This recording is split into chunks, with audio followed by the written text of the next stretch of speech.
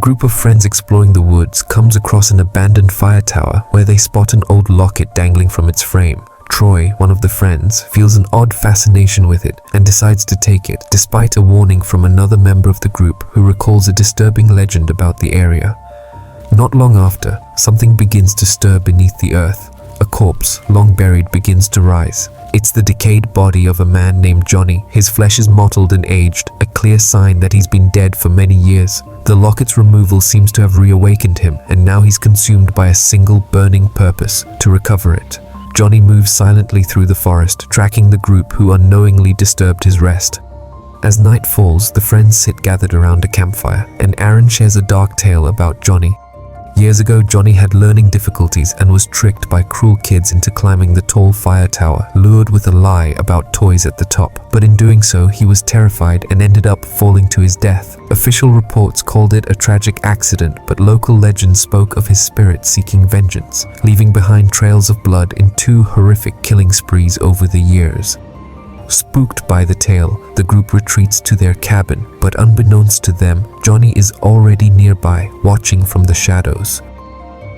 Later, the friends begin joking and teasing Aaron, and he angrily storms off alone into the forest. But Johnny follows him silently, and doesn't take long for him to catch up. In a brutal attack, Johnny decapitates Aaron and drags his lifeless body to the ranger's outpost, where he throws the severed head against the window to shatter it. Inside, he arms himself with hooks, an axe, and an old firefighter's mask. The next day, Aurora and Brody spend time by a lake. While Brody takes a swim, Aurora stays on shore practicing yoga. Brody jokes around, trying to lift her spirits, but she remains distant. Beneath the water, Johnny lurks, waiting for the right moment. Suddenly, Brody screams while thrashing in the water, and moments later, her lifeless body surfaces, pierced by an arrow. Johnny emerges from the lake and silently returns to the forest. Aurora, now practicing yoga near a cliff, spots Johnny emerging from the trees. She panics and attempts to escape, only to realize there's nowhere to run. The drop behind her is steep and deadly. Johnny closes in and uses his hooked weapons to stab her, then coldly throws her body over the cliffside. Meanwhile, Troy, Colt, and Evan argue over missing car keys and their vanished friends. Not long after, Johnny stumbles upon one of the lost keys, still attached to a toy car keychain. He sits down at the base of a tree, removes his mask briefly, and fiddles with the key like a child. As others search for the missing key, Johnny watches them from a distance. He jams a stick against the car horn, causing it to blare continuously to draw attention.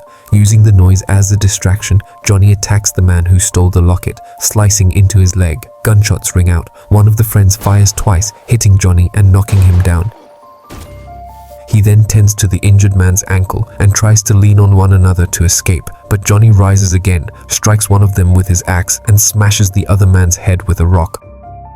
Chris and Colt later stumble upon the bodies of their murdered friends. They barely have time to react before Johnny appears once more. He sees the necklace now in Chris's possession and attacks, but she and Colt escape using a vehicle.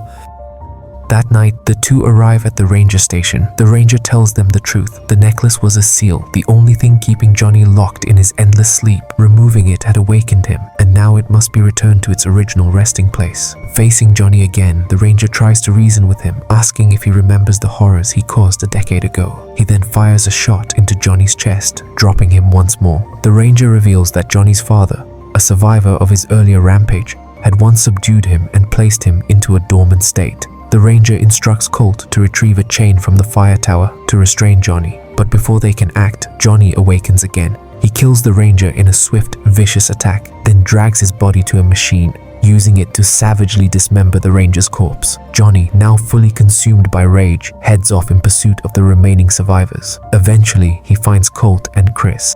As Johnny approaches, Colt sacrifices himself, stepping forward without fear. But Johnny strikes with horrifying force, smashing Colt's skull with one deadly swing. Chris, horrified and frozen, watches the life leave her friend's body. Knowing she's next, Chris quietly removes the necklace and places it on a nearby bottle, hoping that abandoning it might stop Johnny. She runs. Her feet get badly injured while running, but she pushes through. Eventually, she finds a road and collapses at the sight of an approaching car. A kind woman steps out, helps Chris into the vehicle, and rushes her to the hospital. The woman gently tries to comfort her and offers her food, but Chris remains silent for a long time. After a long silence, Chris mutters that he's a devil who looks like a man. The woman's expression changes and reveals that something similar had happened to her own brother 30 years ago, a man who once worked in these same woods. Strange things had happened in the woods ever since. As the car moves deeper into the forested road, Chris begins losing consciousness from blood loss. The woman stops the car and tends to Chris's wounds, trying to stem the bleeding. As she wraps her injuries, Chris stares nervously into the woods, afraid Johnny might return. But Johnny has gone back to where he belongs. He only awoke to take back the locket, and in doing so, he has taken many lives. Now that it's been left behind in the forest, he has no more reason to hunt.